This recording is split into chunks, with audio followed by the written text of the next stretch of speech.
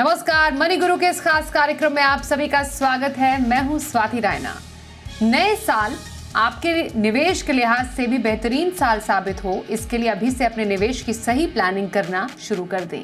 और आज हम आपको इसी प्लानिंग में ये बताने वाले हैं कि म्यूचुअल फंड से फिक्स्ड इनकम कैसे होती रहे और इसके लिए आपको कहाँ निवेश करना होगा। तो 2025 में कौन कौन से हैं डेट में निवेश के बेस्ट विकल्प, इस पर आज है हमारी खास चर्चा। हमारे साथ हैं दो खास एक्सपर्ट्स, उनका परिचय करा देते हैं। क्रेडेंस वेल्थ के सीईओ कीर्तन शाह और कंप्लीट सर्कल वेल्थ के सीईओ क्षितिज महाजन। कीर्तन और क्षितिज, बहुत स्वागत करते हैं आपका मनी गुरु के आज के इस बेहद खास प्रोग्राम में, जिसमें हम जानने की कोशिश अब कर रहे हैं कि न्यू ईयर 2025 में डेट के लिए क्या कुछ खास रह सकता है और क्या अपॉर्चुनिटीज अब निवेशकों के लिए बनने जा रही है। सबसे पहले अगर कुछ पॉजिटिव फैक्टर्स या कुछ ट्रिगर्स की बात करें कि 2025 में डेट के लिए कौन से रहने वाले हैं, तो कीर्तन क्या खास रह सकता है, क्यों खास रह सकता है डेट के लिए साल 2025?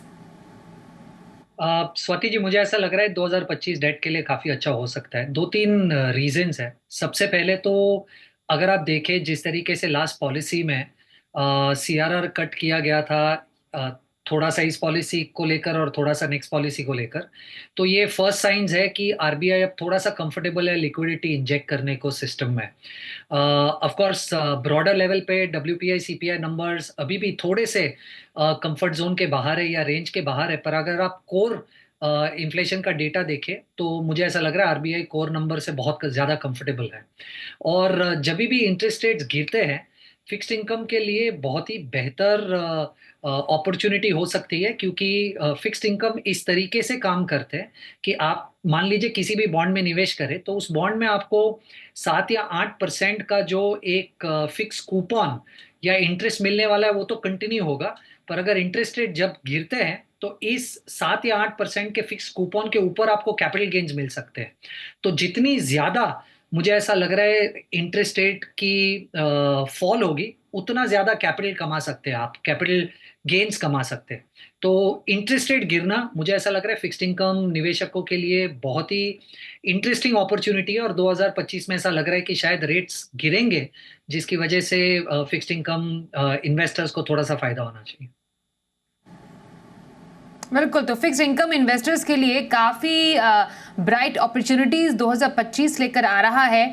और जब हम इंटरेस्ट रेट्स की बात कर रहे हैं, तो ऐसे में क्षितिज, ये मान लिया जाए कि हम इस जो फाइनेंशियल ईयर, जिस हम तो नए साल में जा रहे हैं, नए फाइनेंशियल ईयर में भी जाएंगे, क्योंकि काफ़ी एक्सपर्ट्स कह रहे हैं कि कम से कम 1% तक की तो कमी होनी ही चाहिए। सो ये एक इन्वेस्टर्स के लिए एक बहुत बड़ी अपॉर्चुनिटी लेकर आ रहा है। हेलो स्वाति। आई थिंक जैसे हम बात करते हैं हमेशा की दैट 1% हो या आधा परसेंट हो, इम्पोर्टेंट ये है कि जब भी आप किसी बॉन्ड में या म्यूचुअल फंड फिक्सिंग में इन्वेस्ट करते हैं, सो उसका मॉडिफाइड ड्यूरेशन डिफाइन करता है कि दैट कितना इम्पैक्ट पड़ता है। सो मुझे मुझे 1% का I am not sure about 1% और so, because RBI is watchful about the inflation part. I think Kirtan ने बहुत अच्छे से बताया। But at the same time PMI numbers भी बहुत कम हो रहे हैं, तो गवर्नमेंट को देखना पड़ेगा कि कहीं ना कहीं just to give a boost to corporate India also, क्योंकि बोरिंग कॉस्ट आपकी कम होती है जब रेट कट होता है, उनके लिए भी इंपॉर्टेंट है। हम तो अपने इन्वेस्टमेंट्स की बात कर रहे हैं, पर ओवरऑल इट्स वेरी हेल्दी। जहां पे आपको ग्रोथ स्कोर करनी होती है, आप रेट कट करते ही करते हो। तो कहीं ये ना हो कि जो हमारा जीडीपी नंबर जो कम हो रहा है वो फर्दर देखो, इसलिए आई थिंक मुझे लग रहा है rate rate cut is around the corner. अब वो जैन में होता है, फेब में होता है, इट्स डिफिकल्ट टू से, but is around the corner. अभी सीआरआर कट हुआ है, तो आई थिंक मेरा मेरा अनुमान है 50 पैसे से लेकर 75 पैसे तक रेट कट हो सकता है अगले साल। और डिपेंडिंग ऑन किस तरह के आप फंड्स में हैं, जैसे मैंने आपको बताया, उससे उतना इम्पैक्ट आ सकता है कि आपका मॉडिफाइड ड्यूरेशन क्या है। सो ब्रॉडली थोड़ा स्लो रहेगा, but yes, in line with US में जो हो रहा है, आप देखेंगे रेट कट्स इंडिया में भी होने शुरू होंगे। और जो रेट कट होता है तो वो आपका एज इनवर्स रिलेशन होता है, तो फिक्स इनकम अच्छा करता है, रेट कट होता है तो आपका आपका कैपिटल गेन भी आता है, और वो आपका इमिडिएटली आता है। तो जो आपने वेट किया है इतने टाइम तक, देखिए अभी कोई रेट कट नहीं हुआ जब से लास्ट हमारा 8 क्वार्टर्स हो गए जब रेट हाइक हुआ था। अब उसमें इरिस्पेक्टिव ऑफ मार्केट ने रेट कट नहीं किया, पर बॉन्ड यील्ड तो आपकी ऑलरेडी 10 ईयर जो है वो 7.3 से अभी 6.79 के आसपास है अगर आज की बात करें तो आई थिंक एक एंटिसिपेटेड है दैट कट आएगा एंड ये ओवरऑल इकोनॉमिक ग्रोथ के लिए एज वेल एज जो लोग फिक्स्ड इनकम म्यूचुअल फंड में इन्वेस्ट कर रहे हैं उनके लिए बहुत पॉजिटिव होगा। ओके, तो एक पॉजिटिव आउटलुक डेट का हम मान सकते हैं नए साल 2025 में। तो अब बेस्ट निवेश के विकल्प भी जानना जरूरी है। कीर्तन, बताइए कहां पर इन्वेस्ट करना चाहिए और ये जो इन्वेस्टिंग फैक्टर्स होंगे वो किन चीजों पर डिपेंड करेंगे अब निवेशकों के? देखिए, मुझे ऐसा लग रहा है जब भी आप फिक्स्ड इनकम में निवेश करें, आपको दो चीज़ों का ध्यान रखना बहुत ज़रूरी है। सबसे पहले तो आपका समय कितना है, टेन्योर कितना है निवेश करने का, और आपका रिस्क प्रोफाइल कितना अच्छा या बुरा है। एक सिंपल तरीका ऐसे हो सकता है, जैसे आप फिक्स डिपॉजिट्स में इन्वेस्ट करते हो। मान लीजिए अगर आपको 3 साल का निवेश करना है तो आप एक 3 साल की फिक्स डिपॉजिट में निवेश करोगे। अगर उसी कॉन्टेक्स्ट को आप डेट म्यूचुअल फंड्स में ले लें तो उसे आप एवरेज मैच्योरिटी कहते हैं। तो मान लीजिए किसी भी फंड की फैक्ट शीट को या किसी भी इंटरनेट पे किसी भी वेबसाइट पर जाकर आप ये डेटा पॉइंट देख सकते हैं, एवरेज मैच्योरिटी। एवरेज मैच्योरिटी का ब्रॉडली मीनिंग, जैसे मैंने आपको एफडी में कहा कि टेन्योर कितना है, वैसा ही होता है। तो मान लीजिए अगर आपको 6 महीने के लिए पैसा निवेश करना है तो आप एक ऐसा फंड ढूंढिए जिसका एवरेज मैच्योरिटी 6 महीना है या उससे कम है। अगर आपको 3 साल के लिए निवेश करना है तो ऐसा फंड ढूंढिए जिसकी एवरेज मैच्योरिटी 3 साल है। तो एक तरीका तो ये हुआ कि आपकी जो टेन्योर है, निवेश करने की इच्छा है, और सामने फंड की एवरेज मैच्योरिटी, उसे मैच करने की कोशिश कीजिए। दूसरा हो गया आपका रिस्क प्रोफाइल। देखिए, जितना ज्यादा आप रिस्क ले सकते हो उतना मुझे ऐसा लग रहा है कि आपको सिलेक्ट करना पड़ेगा कि आपको मीडियम ड्यूरेशन या लॉन्ग ड्यूरेशन में जाना है या नहीं। मुझे ऐसा लग रहा है अगले 15 से 18 महीनों में इंटरेस्ट रेट्स कट करने की वजह से बहुत अच्छी अपॉर्चुनिटीज मीडियम ड्यूरेशन फंड्स और लॉन्ग ड्यूरेशन फंड्स वाली कैटेगरीज में मिल सकती है। पर ये इन्हीं इन्वेस्टर्स के लिए जो थोड़ा सा रिस्क सेवी है, ये समझते हैं कि इंटरेस्ट रेट्स कट होने पे यहाँ कैपिटल गेन्स में फ्लक्चुएशंस आ सकते हैं। पर अगर आपकी रिस्क एपेटाइट आपको सपोर्ट नहीं करती तो आप shorter end of the curve पे रहिए, जो है शॉर्ट ड्यूरेशन फंड्स पे। पर मुझे ऐसा लग रहा है अगर 15 से 18 महीने का आपके पास अगर समय है तो इंटरेस्ट रेट्स कट एक्सपेक्टेशन की वजह से मीडियम ड्यूरेशन फंड्स वाली जो कैटेगरी है और लॉन्ग ड्यूरेशन फंड्स वाली कैटेगरी है, उसमें एक अच्छा निवेश की अपॉर्चुनिटी बन सकती है। ओके, तो मीडियम टू लॉन्ग ड्यूरेशन जो फंड्स हैं डेट में जो होते हैं वहां पर आप निवेश के मौके तलाश सकते हैं। कीर्तन ने आपको एक बेहतरीन सजेशन दिया है फॉर डेट या फिक्स्ड इनकम फंड्स। क्षितिज, आपकी राय में वो कौन सी आपने कैटेगरीज आइडेंटिफाई की है डेट इन्वेस्टर्स के लिए जहां पर वो अब 2025 में इन्वेस्टमेंट के मौके तलाश सकते हैं? स्वाति, एज रेट कट जो है लग रहा है कि अब होना शुरू होगा, मुझे लगता है अगर आपके पास 15 से 18 महीने हैं, देखिए अब वैसे भी कैपिटल गेन वाला एलिमेंट तो रहा नहीं है फिक्स इनकम में, आपका as per tax lab treatment है, तो आप फिक्स इनकम में भी डबल डिजिट रिटर्न बना सकते हैं if you ask me. Obviously fluctuation with regard to rate cut होती है, और लॉन्ग टर्म जितने भी आपके, अगर आपके पास हैं 1.5 साल आपके पास है, तो आई थिंक जीसेक फंड आप देख सकते हैं और साथ में डायनेमिक बॉन्ड फंड देख सकते हैं, कॉम्बिनेशन दोनों का बना सकते हैं। तो जीसेक फंड में ऑन एन एवरेज देखिए मॉडिफाइड ड्यूरेशन आपका 10-11% के आसपास है, जो अच्छे जीसेक फंड अच्छा मॉडिफाइड ड्यूरेशन मैनेज कर रहे हैं। तो वहां पे 0.5% कट में भी आपको कोई 5 से 5.5% का बेनिफिट मिलता है इमीडिएटली, जहाँ पे यील्ड आज की डेट में 6.7 के आसपास है 10 ईयर की। तो पॉसिबल है कि डबल डिजिट रिटर्न बन सकता है। तो मैं you know on a safer side 50 पैसा रेट कट का ही अनुमान लगा के चल रहा हूँ। ज्यादा आया तो आपका बेनिफिट है, बट यस इसमें आपको थोड़ा समय रखना पड़ेगा। पर अगर फ्लक्चुएशन हो सकती है, कल को रेट कट नहीं आया किसी कारणवश, बॉन्ड यील्ड बढ़ती है तो उसका नेगेटिव इम्पैक्ट भी आ सकता है, वो आपको ध्यान में रखना है। पर आपके पास टाइम अगर कम है, अगर आपके पास 6 महीने साल का पैसा है, तो आप शॉर्ट टर्म पे ही आइए, जहाँ पे ऑन एन एवरेज आपका 1 से 3 साल की मेच्योरिटी के पेपर्स हैं, आप वही लीजिए। उसमें भी आपको बेनिफिट होगा अगर रेट कट आता है, बिकॉज वो तो जब रेट कट आता है आपका जो कूपन होता है प्लस उसके साथ जो आपका कैपिटल डिप्रिसिएशन होता है वो ऐड हो जाता है।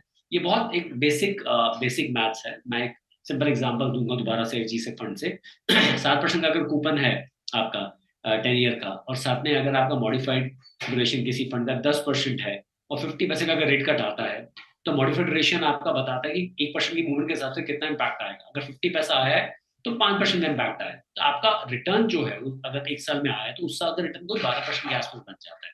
सब्जेक्टिव टू कंडीशन एक एग्जाम्पल है, अगर वो 50% रेट कट आता है और ऐसे फंड में आता है, तो जिस फंड में जितना मॉडिफाइड, किसी फंड में अगर शॉर्ट टर्म में 2 साल का मॉडिफाइड ड्यूरेशन है, तो वो इम्पैक्ट 1% का आएगा आपका 50 पैसे के हिसाब से। तो ये वो टाइम है जहां पे फिक्स इनकम अच्छा करेगा यहाँ से, और अगला साल प्रॉमिसिंग लग रहा है। नॉट ओनली आप फंड के हिसाब से देखिए, बट एज ए कंट्री जो ग्रोथ और स्लो डाउन दिख रहा होता हुआ, उसके लिए I am sure RBI intervene करेगा और रेट कट्स आपके अराउंड द कॉर्नर हैं जो बेनिफिट करेंगे। ओके तो ये रहे कुछ चॉइसेस ऑफ कैटेगरीज जो क्षितिज ने बताई अपनी, जहां डायनेमिक बॉन्ड फंड है, हाई रेटेड कंपनियों में निवेश करने वाले जो कॉर्पोरेट बॉन्ड फंड है, यहाँ पर अपॉर्चुनिटीज उन्हें नजर आ रही है। गिल्ट हो गया या शॉर्ट टर्म लो रिस्क के लिए शॉर्ट टर्म डेट फंड, या फिर बहुत ही शॉर्ट टर्म लिक्विडिटी अगर के लिए आपको इन्वेस्ट करें तो लिक्विड फंड भी आपके लिए एक बेहतरीन ऑप्शन हो सकता है। पर जरा एसेट एलोकेशन की चर्चा करना जरूरी है कि विद इन फिक्स्ड इनकम अब आपको एसेट नए साल में कैसे एलोकेट करने हैं विद इन डिफरेंट कैटेगरीज। मैं सबसे पहले कीर्तन आपसे जानना चाहती हूँ, बिकॉज आपने बोला कि जो डेट इन्वेस्टमेंट है वो डिपेंड करता है आपके रिस्क प्रोफाइल पर और आपके टेनर पर, आपके जो निवेश की अवधि है उस पर। तो मैं आपसे रिस्क बेस्ड एसेट एलोकेशन ही जानना चाहती हूँ, उसके आधार पर आपकी स्ट्रैटेजी क्या रहेगी?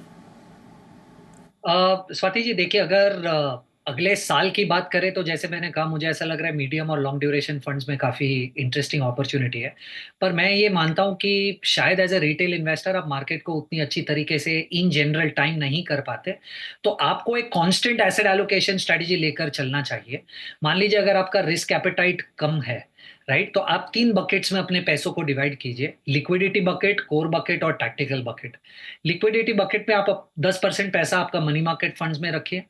कोर जो 70% आपका पैसा होना चाहिए वो शॉर्ट ड्यूरेशन फंड्स और कॉर्पोरेट बॉन्ड फंड्स में रखिए, और 20% जो आपका पैसा है जो थोड़ा सा टैक्टिकल है नेचर में, थोड़ा सा रिस्क ले सकते हो आप, उसे आप क्रेडिट रिस्क फंड्स में डाल दीजिए। पर उसी दौरान अगर आप एक हाई रिस्क एपेटाइट वाले इन्वेस्टर हैं तो आप लिक्विडिटी में जो 10% है उससे तो मनी मार्केट में ही रहने दीजिए, पर आपका जो 70% का कोर पोर्टफोलियो है उसे आप मीडियम ड्यूरेशन और लॉन्ग ड्यूरेशन फंड्स में डाल दीजिए, और 20% का टेक्निकल बेट क्रेडिट रिस्क फंड में। तो ये मुझे लग रहा है बड़ी कॉन्सेंट स्ट्रैटेजी है, इररिस्पेक्टिव ऑफ मार्केट क्या करना चाहता है या मार्केट किस डायरेक्शन में रेट कट की तरफ मुड़ रहा है, उसका कोई लेना देना नहीं है। ये कांस्टेंट स्ट्रैटेजी है। मुझे लग रहा है ये आप किसी भी दौरान इसे अगर इंप्लीमेंट करेंगे तो आपका फिक्स्ड इनकम पोर्टफोलियो कुछ ऐसा ही दिखना चाहिए। पर अगर सिर्फ अगले साल की बात है तो मुझे ऐसा लग रहा है मीडियम और लॉन्ग ड्यूरेशन फंड्स में ज्यादा अपॉर्चुनिटी मिलेगी, बट प्रोवाइडेड आपके पास रिस्क एपेटाइट हो, क्योंकि इंटरेस्ट रेट्स की वजह से यील्ड्स थोड़ी सी ऊपर नीचे जाएगी, तो वो आपको एक्सेप्ट करना कंफर्टेबल होना चाहिए। तो एक आपने बेहतरीन स्ट्रैटेजी कीर्तन बताई। 3 बकेट में पोर्टफोलियो डिवाइड कर दीजिए, जो आपका लिक्विड पोर्टफोलियो है, जो आपका कोर पोर्टफोलियो है, क्योंकि डेफिनेटली उसमें ज़्यादा हिस्सा रहेगा, 70% तभी आपने रखा है उसमें। टैक्टिकली जिसमें आप कुछ बदलाव कर सकते हैं, क्योंकि ये मार्केट के कंडीशंस के हिसाब से चलते हैं। ये टैक्टिकल जो आपकी स्ट्रैटेजी होती है 20% रखिए, और लिक्विड क्योंकि आपको चाहिए होता है तुरंत पैसा, तो आपको 10% उसमें रखना ही होगा। उस हिसाब से आप कंजर्वेटिव या अग्रेसिव इन्वेस्टर है, अपने आप को आइडेंटिफाई कीजिए, और ये आपके लिए तमाम जो ऑप्शंस हैं कीर्तन ने सामने रखे हैं। But goal based asset allocation strategy क्या रहे? आप टाइम के हिसाब से अपनी एसेट एलोकेशन स्ट्रैटेजी किस कैटेगरी में विद इन फिक्स्ड इनकम रख सकते हैं, इस पर हम लेंगे क्षितिज की राय। एक छोटे से ब्रेक के लिए रुकते हैं, जारी रहेगा हमारा एक खास कार्यक्रम।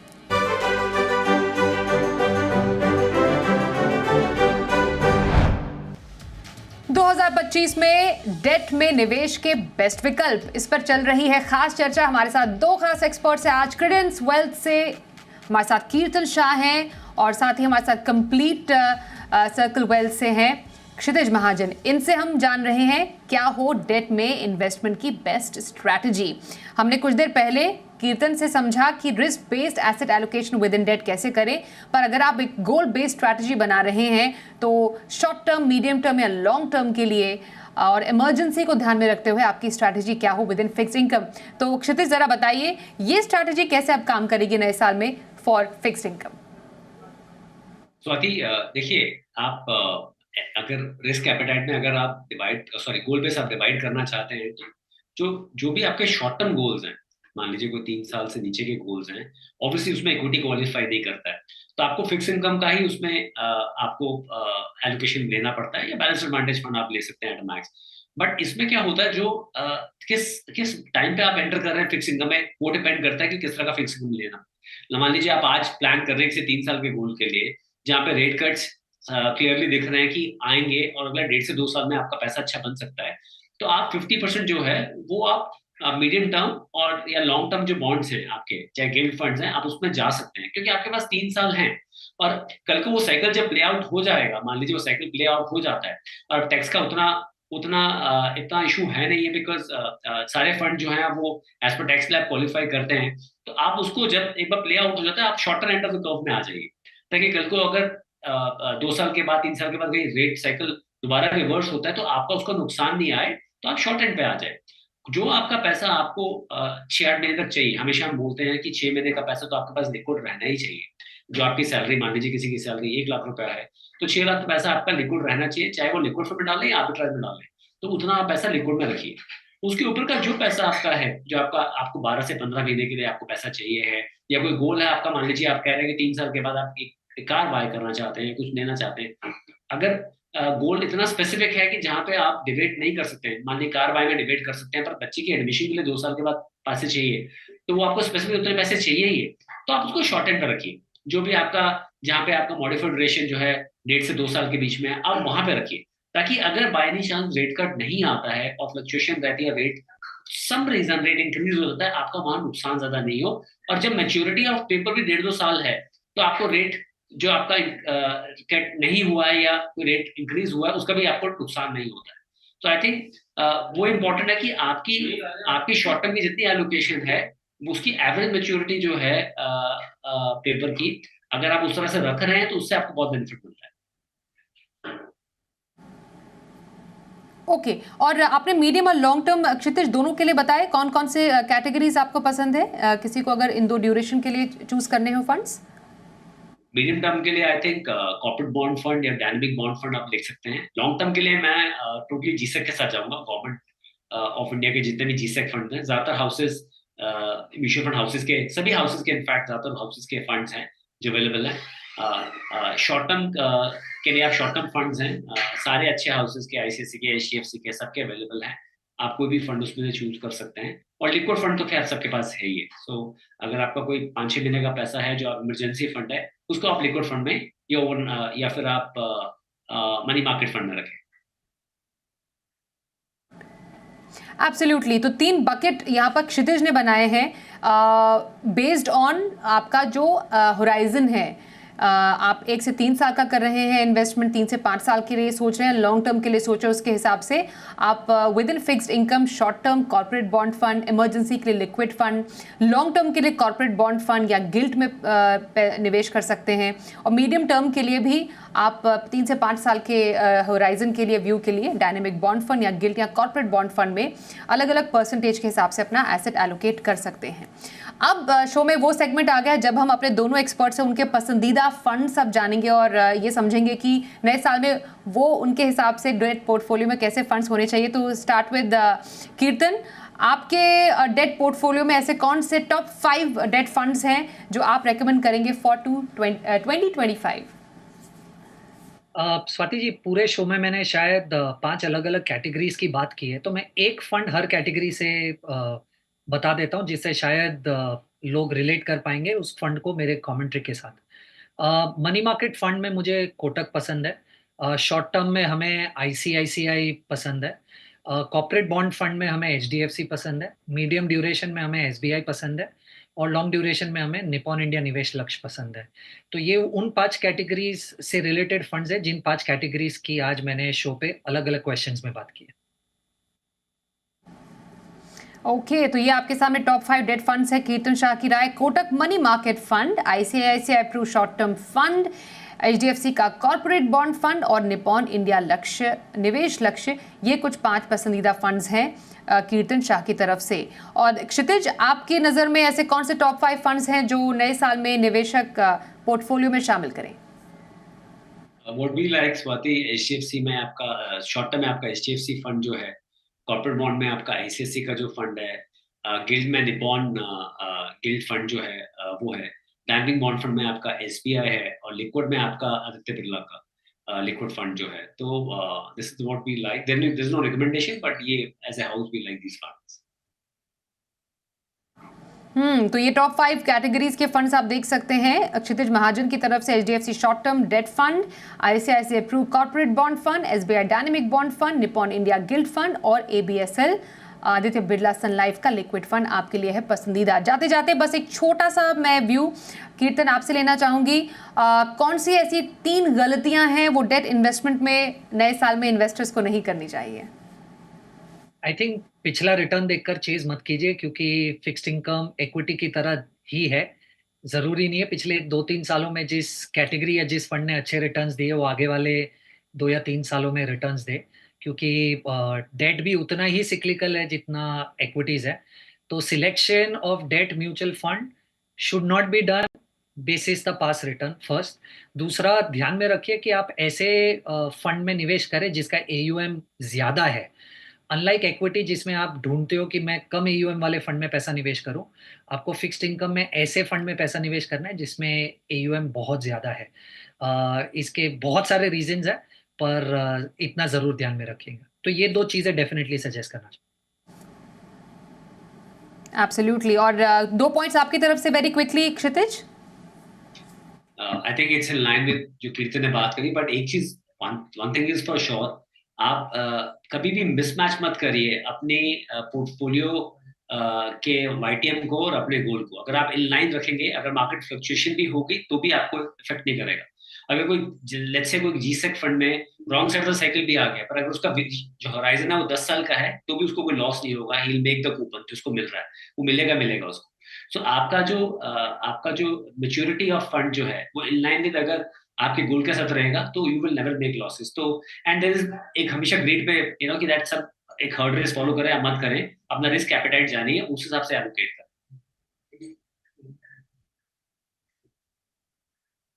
एब्सोल्युटली। तो ये कुछ ज़रूरी बातें हैं डेट इन्वेस्टमेंट करने से पहले फॉर द ईयर 2025। और जाते जाते हम आपको टॉप 5 फंड्स भी दिखा रहे हैं हमारे दोनों ही एक्सपर्ट्स की तरफ से, जिसमें आप अपना डेट पोर्टफोलियो बना सकते हैं और नए साल में एक फिक्स्ड इनकम में बेहतरीन स्ट्रैटेजी आप डेफिनेटली अपने लिए तैयार कर सकते हैं। बस कुछ गलतियों से बचने की ज़रूरत है, ये ध्यान में ज़रूर रखिएगा। थैंक यू सो मच कीर्तन और क्षितिज हमारे साथ इस न्यू ईयर स्पेशल मनी गुरु खास प्रोग्राम में शामिल होने के लिए। एक ब्रेक का भी वक्त हो गया है, देखते रहिए जी बिजनेस।